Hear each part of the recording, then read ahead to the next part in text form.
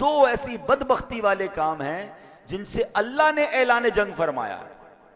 ایک ہے سود کا کام کرنے والا. ہاں، اس کے قریب بھی نہ جائیے گا. کبھی کتنا بڑا نفع کیوں نہ نظر آ جائے, کبھی کتنی بڑی مجبوری کیوں نہ آ جائے, سود پر کام مت کیجئے گا, کیونکہ اس سے رب نے جنگ کا اعلان فرمایا ہے. دیکھیں, دو قسم کے لوگوں کی لڑائی ہوتی ہے. دو مضبوط لڑتے ہیں, ہم کہتے ہیں پتہ نہیں کون جیت جائے, دونوں ہی تگڑے ہیں. ایک کمزور اور ایک مضبوط ہو تو بندہ کہتا ہے یار لگتا تو یہی ہے مضبوط جیتے گا, مگر کیا پتہ کمزور آج اپنا کوئی داؤ لگا لے.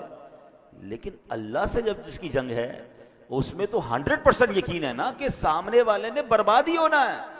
میرے رب کی قدرت کا عالم یہ ہے کہ اللہ سے بہت سارے لوگوں نے جنگ کرنے کی کوشش کی. اچھا, دو قسم کے لوگ کون ہیں؟ ایک سود کا کام کرنے والا, ایک اللہ کے پیاروں سے, اللہ کے ولیوں سے دشمنی کرنے والا.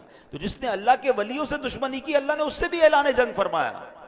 تو آپ دیکھیں, جب رب اپنی قدرت کا نظارہ دکھاتا ہے نا, تو نمرود نے خدائی کا دعویٰ کیا تھا, اللہ سے جنگ کی تھی نا, تو اللہ نے اس کو کوئی بہت بڑی چیز سے ہلاک نہیں کیا, اس کو مچھر سے ہلاک کر دیا.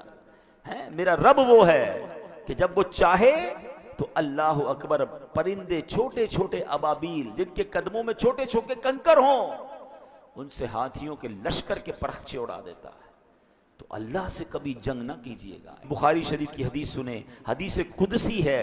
اللہ فرماتا ہے من عادى لی ولیا فقد آذنتہ بالحرب, یعنی جو میرے کسی دوست سے دشمنی کرے میں اسے اعلان جنگ دیتا ہوں. تو کبھی بھی اللہ والوں سے نہیں لڑنا. اچھا, اب سود تو بڑا کلیئر ہے نا کہ بھائی کاروبار میں ہے یا کسی کو قرض دیتے ہوئے کوئی سود لے رہا ہوتا ہے, سود کما رہا ہوتا ہے, وہ تو فوراً چھوڑ دیں. لیکن اللہ کے ولی سے, اللہ کے پیاروں سے دشمنی, یہ تھوڑا سا ٹپیکل معاملہ ہے, کیونکہ ہمیں کیا پتا اللہ کا کون کون پیارا ہے. بہت سارے پیارے تو مزارات میں چلے گئے, مگر کیا اب اللہ کے پیارے اس دنیا میں نہیں ہیں؟ کیا اولیاء کرام نہیں ہیں؟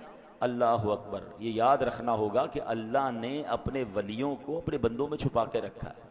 ہمیں نہیں پتا کہ ہمارے ساتھ نماز پڑھنے والا, برابر بیٹھنے والا, ہو سکتا ہے ہمارا ہی ملازم ہو اور اللہ کی بارگاہ میں اس کا کوئی بڑا مرتبہ ہو. تو اس کا مطلب یہ ہے کہ ہمیں سب سے پیار سے بات کرنی ہے. بلکہ حدیثوں میں تو ایسے ایسے الفاظ ملتے ہیں کہ کچھ لوگ ہوتے ہیں جن کے پرا گندہ بال ہوتے ہیں, میلے کچیلے کپڑے ہوتے ہیں, جن کو کوئی اپنی محفل میں نہیں بلاتا, وہ نہ آئے تو کوئی نوٹس نہیں کرتا, مگر اللہ کی بارگاہ میں ان کا وہ مقام ہوتا ہے کہ اگر وہ قسم اٹھا لے کسی بات پر تو اللہ ان کی قسم کو پورا فرما دیتا ہے. ہمیں ایسے لوگوں سے زیادہ ڈرنا چاہیے جن کو کوئی نہ پوچھے نا کہ یار یہ تو بڑا عجیب سے کپڑے ہیں, میلے کچیلے ہیں, کوئی پرسنالٹی بھی نہیں ہے, کوئی بلا بھی نہیں رہا, کیا معلوم اللہ کی بارگاہ میں اس کا کیا مرتبہ ہے. تو آلویز سب کے ساتھ پیار سے, عزت سے, اس ڈر سے رہیں کہ اگر اس